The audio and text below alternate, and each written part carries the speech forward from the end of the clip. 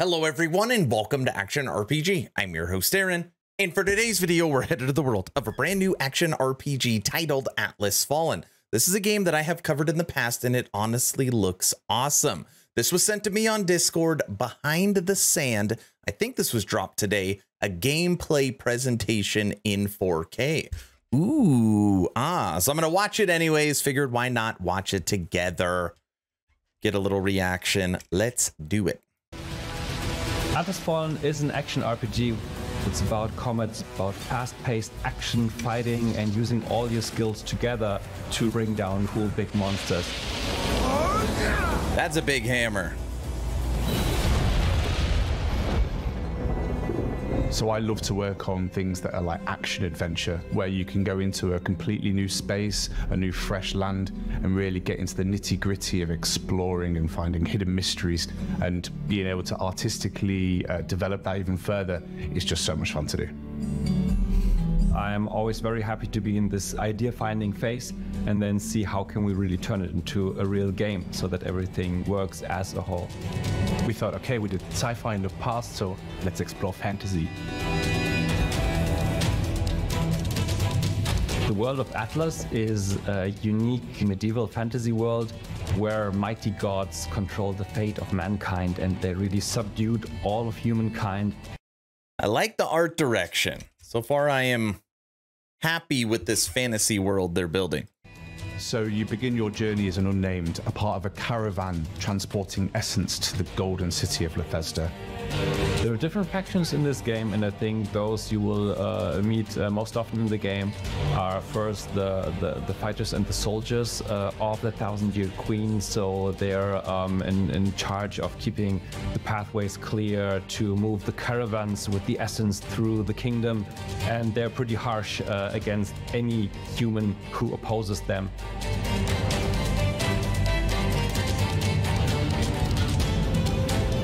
We have a great level design team who has really worked on trying to figure out how we could get this knowledge from the Surge games and bring it into this new, more fast-paced, movement-oriented world. The most interesting aspect of the world of Atlas Fallen is its scale and verticality. How can we make sure that the player cannot break out of our world, while also ensuring that they perceive the grandest possible freedom in the way they move and explore? In order to find out all these things in the world, you have super special abilities. You have the sand gliding, which is basically like... The movement seems awesome. I really like the way you traverse the landscape so far. It's actually what caught my eye about this game initially. Surfing down sand dunes and having really fast-paced exploration. Throughout production, it became faster and faster because we noticed, oh, it's still fun, and it's even more fun if we just tune it up a bit more.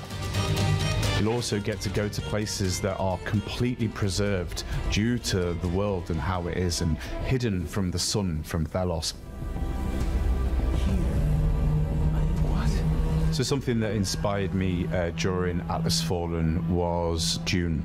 It's really cool to see how Dune approaches sand.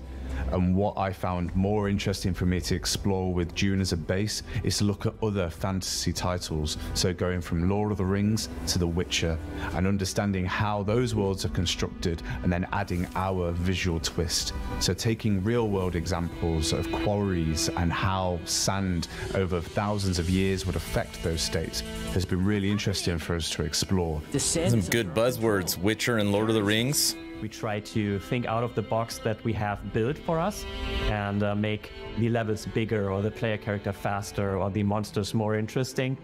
I think you can really find many things from our previous games in our gameplay mechanics, and this was important for us. We like to preserve many things that we think are cool and that our people can do well and that players like. We decided to go with like different difficulty levels, but the essence we keep is the body parts, that you're able to target specific body parts of the enemy in order to have like a tactical angle to the combat.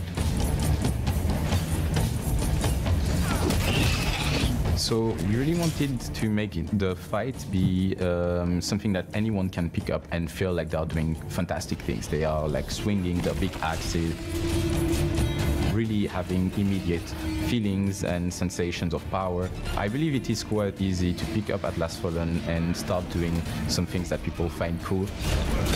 So the core of the combat system is what we call the momentum. When the momentum meter is full, you ascend into the air and smash down on the enemy and just leave him in shatters. And that, for me at least, it's super exciting. Dude, look at this hammer. That is some serious momentum. Kind of reminds me of like a finish him. Exciting.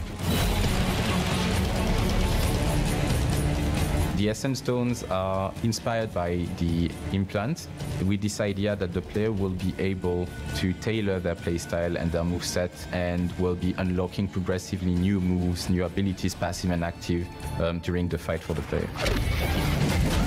Double jump. I think it feels like the game really has two core pillars. One is the combat, the fighting, the action, and one is the exploration of the game world.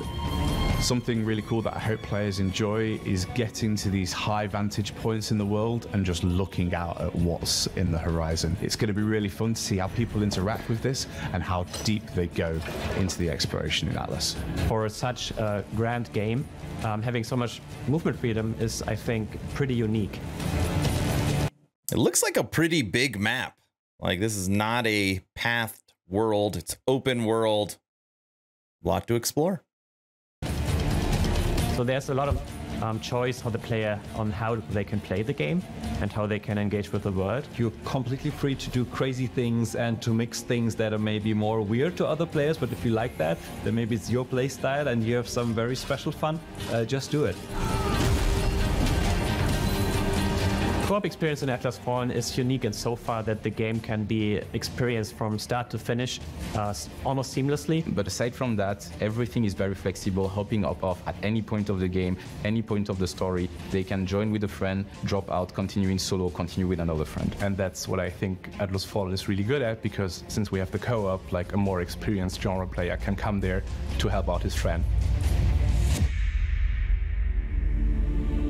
So there's nothing that touches humans more than the voice. And so we recorded a choir in Sofia specifically for the game, because that's another thing. Choirs can hardly be mimicked by technology. The intensity of the music changes within. Let's hear some of it. The more intense the combat gets, the more intense the music gets. My main job was to fill the world with sounds and with music, and I say sounds because it's all about sand, it's about essence, it's about this mystical world that you try to discover. My favorite aspect of Atlas Fallen is actually that we have a very special setting and you have a very, very agile way of discovering it. You can surf through it and still there's a lot waiting for you everywhere, and I think this combination is really cool.